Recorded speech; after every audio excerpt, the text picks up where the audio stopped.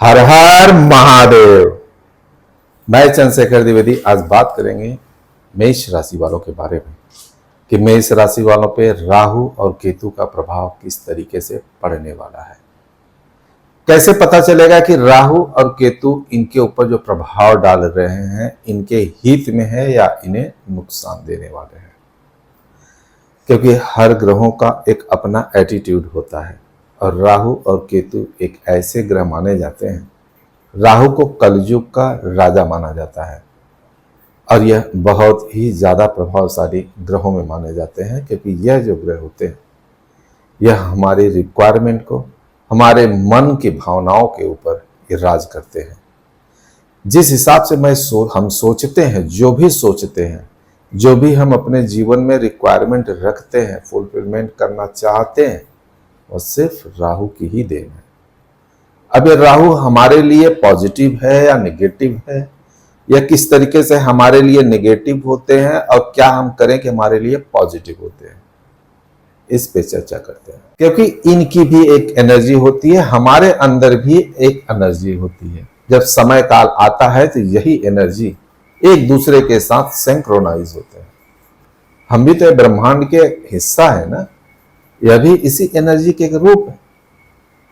और ये एनर्जी हमारे लिए पॉजिटिव कब हो जाता है, यही एनर्जी हमारे लिए नेगेटिव कब होता है। अगर इसकी बात करें तो सारा खेल हमारी भावनाओं के ऊपर निर्भर करता है और हमारे सोच के ऊपर निर्भर करता है और हमारे कर्मों पे निर्भर करता है। हम अपने जीवन में जिस उद्देश्य से रहते हैं, जो हम सोचते हैं, जो हम करते हैं, वह हमारे सबकॉन्शियस माइंड में स्टोर होते रहता है।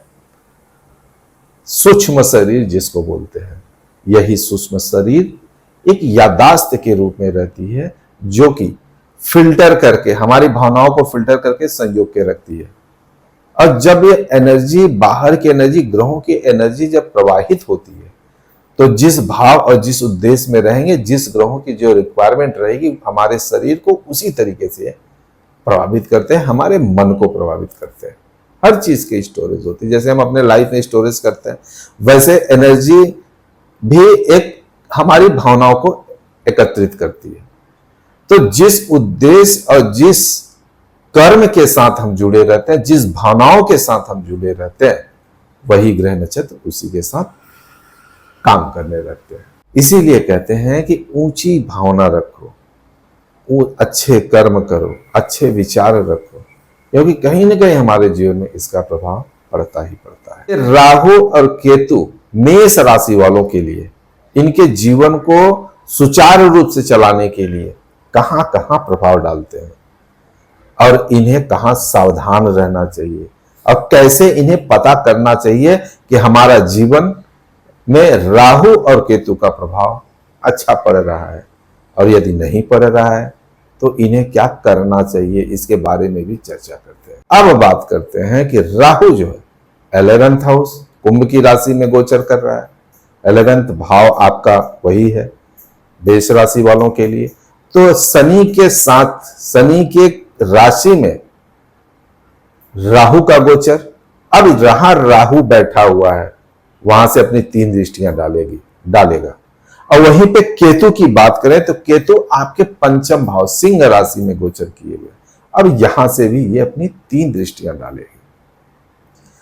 जो ग्रह जहां बैठते हैं वहां तो प्रभाव अपना डालते ही डालते हैं, लेकिन सबसे ज्यादा प्रभाव ये अपनी दृष्टियों पे डालते हैं, क्योंकि इन्हें पता है कि हम जहां बैठे हैं वहां तो कार्य होगा ही होगा, मेरा प्रभाव रहेगा ही रहेगा। लेकिन विशेष रूप से जहां पे इनकी दृष्टि होती है वहां पे इनका प्रभाव बहुत ज्यादा देखने को मिलता है। अब राहु की बात करें तो राहु की 3 दृष्टियां 5 नंबर, 7 नंबर और 9 नंबर होती है। केतु की भी यही सेम दृष्टि होती है, 5 नंबर, 7 नंबर और 9 नंबर। अब ये दोनों दृष्टियां डालते हैं। अब राहु और केतु जो है दोनों 7 घर दूर पे बैठते हैं, आमने सामने बैठते हैं, जहां भी बैठे हैं एक दूसरे को देखते रहते हैं। 7वीं दृष्टि एक दूसरे का यहां पे पूर्ण होता है, मतलब दोनों एक साथ मिलते हैं, दृष्टि मिलती है, खुद नहीं मिलते हैं। तब ये जहां पे मिलते हैं, जिस भाव पे मिलते हैं, उस भाव पे यह पूर्ण करते हैं। यह दोनों पूर्ण नहीं है। वैसे इनके न विचार पूर्ण होते हैं, ना ही इनके कभी संतुष्ट होते हैं किसी चीज को लेके। वही भावना हमारे मन, हमारे दिमाग पे ये चलते हैं। लेकिन ये दो घर ऐसे होते हैं जहां पे जिनकी दृष्टियां पड़ती हैं, जिस घर में बैठते हैं वहां पे पूर्ण होता, मतलब उस घर से रिलेटेड सारी चीजें, सारी मनोकामना हमारी पूर्ण होते हुए नजर आती है। राहु यदि आप पे कृपा कर जाए, राहु जिस भी व्यक्ति, जिस भी राशि वालों पे कृपा कर जाए, राहु एक ऐसे ग्रह हैं कि जीवन में अगर बहुत बड़ा परिवर्तन लाते हैं तो सिर्फ राहु और केतु ही लाते हैं, शनि देव भी है। यह तीन ग्रह ऐसे हैं कि जीवन में बहुत बड़ा परिवर्तन लाने के लिए काफी है। राहु ही एक ऐसे ग्रह हैं कि जो हमारे जीवन में उस चीज की तड़प को पैदा करते हैं, पाने की लालसा रखते हैं, पूर्ण करते हैं, और यदि यही पूर्ण नहीं करते हैं तो यही हमारे लिए राहु का काल बनता है, जिसको बोलते हैं राहु हमें परेशान कर रहा है। राहु आपके मन में डाल तो देता है लेकिन वह देता नहीं। अगर यही राहु आपको दे दे, केतु आप दे दे, तो यही आप समझोगे कि हमारे ऊपर कृपा है, और वास्तव में यही होता है। जो चीज आप चाहे आपको मिल जाए, आप संतुष्ट हो गए, मतलब आपका पूर्ण हो गया। थर्ड हाउस पे राहु की दृष्टि, मतलब आप काम के प्रति तटस्थ नजर आओगे। पॉजिटिव यदि राहु है तो देखोगे आपके कार्य में रुचि बढ़ते हुए नजर आएगी, आपके कई कार्य के रास्ते खुलते हुए नजर आएंगे, काम में रुचि लेते हुए नजर आओगे, आपका काम बनते हुए नजर आएगा। जिस जगह आप हाथ डालोगे वहां पे कार्य के प्रति पूर्ण होते हुए नजर आएगी।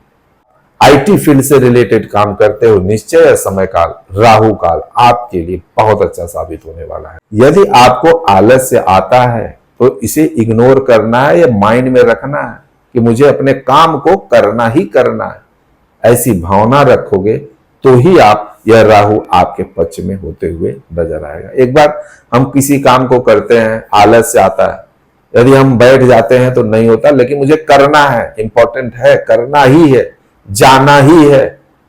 जैसे हम जॉब पे जाते हैं, अगर जॉब एक दिन बहाना करके रुक जाएंगे, दूसरे दिन नहीं जाएंगे तो डर बैठ जाता है कि नहीं जाएंगे तो हमारी नौकरी चली जाएगी, भाग के जाते हैं, पीछे सब कुछ याद करते हैं ना, हमारा सब कुछ बैलेंस खराब हो जाएगा, तबीयत खराब हो, कुछ भी हो, जाना ही है। बस वही स्थिति यहां पे आपको अपनाना है। आपको अपने काम को टालना ही नहीं है, काम को करना है। यह दृष्टि आपके लिए बहुत ही भाग्यशाली होने वाला है। और जब आपका कार्य अच्छा रहेगा तो ही आपका भाग्य बनेगा। भाग्य की दृष्टि आपकी यहां से थर्ड हाउस से लिंक होते हुए नजर आएगी। भाग्य बनाने के लिए आपको कर्म अच्छा करना ही पड़ेगा। आप अपने संतान के प्रति बहुत ज्यादा अटैचमेंट होते हुए नजर आओगे। अपने संतान को क्या दे दें, क्या बना दें, उसकी लाइफ कैसे सिक्योर हो जाए, मुझे उसकी लाइफ सिक्योर करनी है, किसी भी तरीके करना है, ऐसी भावना आपके अंदर आएगी। माया अपने संतान के प्रति, मोह अपने संतान के प्रति जरूरत से ज्यादा आप यहाँ पे करते हुए नजर आओगे। उसके एजुकेशन के प्रति आप यहाँ पे बहुत ज्यादा अग्रसर हो गए। एजुकेशन दिलाने के चक्कर में क्या उसको पढ़ना चाहिए, ये सब भावनाएं आपके अंदर आएगी। और सेम भावनाएं यदि आप खुद एजुकेशन हासिल कर रहे हो तो आपके अंदर भी यही भावना आएगी, मुझे किस तरीके से अपने लाइफ को सिक्योर करना है, अच्छे से पढ़ाई करना है, यह भावना आएगी। और इसमें आपको राहु उत्तीर्ण करते हुए भी देखा जा रहा है। यहां पे आप देखोगे अपोजिट सेक्स के प्रति भी यहां पे आपको आकर्षित होते हुए भी देखा जाएगा। समय काल में देखोगे आप कि आपके दोस्त यार आपके प्रति समर्पण की भावना दिखाते हुए नजर आए, आप भी वैसे ही करते हुए नजर आओगे। फाइनेंशियल सहयोग करते हुए नजर आएंगे, आप भी वैसे ही करते हुए नजर आओगे। जिगरी यार की भावना यहाँ पे दिखते हुए नजर आएगी।